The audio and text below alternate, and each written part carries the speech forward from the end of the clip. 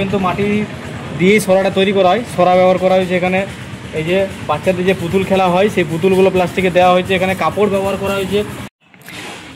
আর এখানেই মাতৃ প্রতিমাটা থাকে।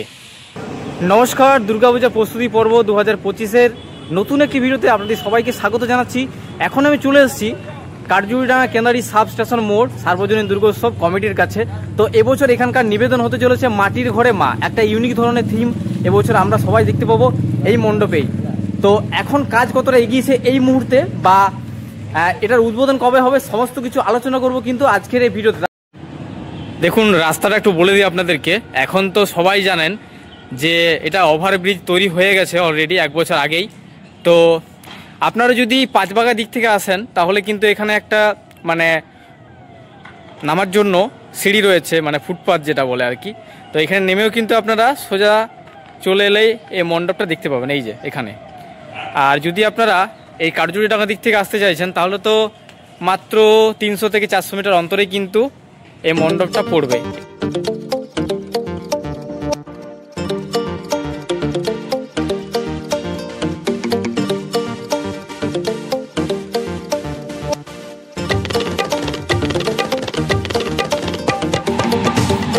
এটা হচ্ছে সামনে এন্ট্রান্সটা। এখানে কিছু ডিজাইন থাকবে।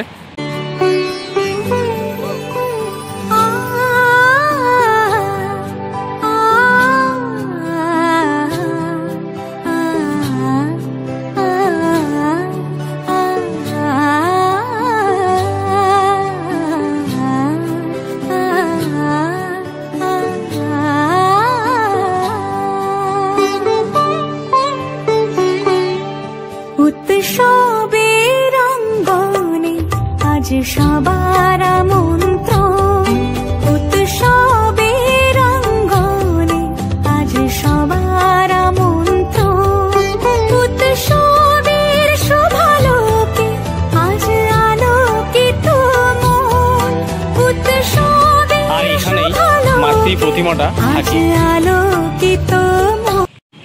তো দেখতে পাচ্ছেন এই যে এত বড় বিশাল আকৃতি এই পুতুলগুলো তৈরি করা হয়েছে। এগুলো কিন্তু ওই মণ্ডপের সামনের এন্ট্রান্সে দেওয়া হবে। বাঁ দিকে 5টা, ডান দিকে 5টা, তো তলায় থাকবে এগুলো। তো এগুলো দেখতে পাচ্ছেন এই যে মাটির যেটা সরা বলে আর কি, মাটির সরা। ভাইকে বলুন সামনে আসার জন্য, মাটির সরা দেখার জন্য। এগুলো কিন্তু মাটি দিয়েই সরাটা তৈরি করা হয়। সরা ব্যবহার করা হয়েছে এখানে। এই যে বাচ্চাদের যে পুতুল খেলা হয় সেই পুতুলগুলো প্লাস্টিকে দেওয়া হয়েছে। এখানে কাপড় ব্যবহার করা হয়েছে, বাঁশের বেত যেটা সেটা ব্যবহার করা হয়েছে। তারপরে কিন্তু এটাকে তৈরি করা হয়েছে। এটা মোটামুটি 4.5 ফুট থেকে 7 ফুট হবে। এটা 4.5 থেকে 7 ফুটের কাছাকাছি হবে। তো টোটাল এখানে 10টা আছে। তাছাড়াও এখানে দেখতে পাচ্ছি এই যে কুলো করা হয়েছে। কুলো এটাও কিন্তু বাঁশের বেত দিয়ে বাঁশটাকে চিড়ে করা হয়েছে। তার উপরে এখানে স্বস্তিক চিহ্ন করা হয়েছে। এখানেও দেখতে পাচ্ছি কি সুন্দর করা হয়েছে, দারুণ লাগছে। এক কথায় জাস্ট অনবদ্য কাজ করা হয়েছে। এগুলো যখন ফাইনালি পুরো প্যান্ডেলটাতে মানে লাগানো হবে না, দেখতে কিন্তু একদম জাস্ট আনবিলিভেবল লাগবে। এই কাজগুলো কিন্তু জাস্ট অনবদ্য লাগছে। দেখতে পাচ্ছেন কি সুন্দর রিফ্লেকশনটা করছে আর কি। দেখুন এগুলো প্লাস্টিকের, আর এখানে রং করা হয়েছে। এগুলো এই যে লাল রং, এগুলো কিন্তু স্বস্তিক চিহ্ন প্রত্যেকটা। এগুলো কিন্তু ফমের তো এগুলো ফমের কিন্তু তারপরে স্বস্তিক চিহ্ন করা হয়েছে। মানে ফমের উপরে লাল রং দিয়ে স্বস্তিক চিহ্নগুলো করা হয়েছে। আর এগুলো কাপড় দেখতে পাচ্ছেন কি সুন্দর লাগছে, এক কথায় জাস্ট অপূর্ব লাগছে। সীমানা ছাড়িয়ে আজি প্রতি গৃহ কোন পর সজন নব সাজে ওঠে সাজিয়ে আকাশ নীলে মেঘের ভেলা আনন্দ হয়ে ভাসে শিউলি সুরভি মিশে যায়। এবছর এখানে একদমই নতুন ধরনের থিম হতে চলেছে মাটির ঘরে মা।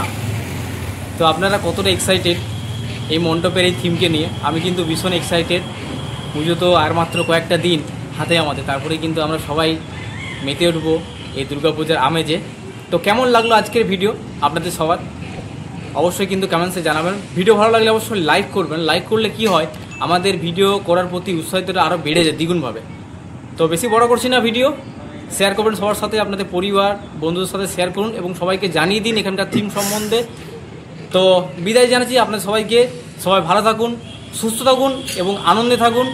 এবং আগাম শুভ শারদীয়ার প্রীতি শুভেচ্ছা এবং আন্তরিক অভিনন্দন সবাইকে। টাটা।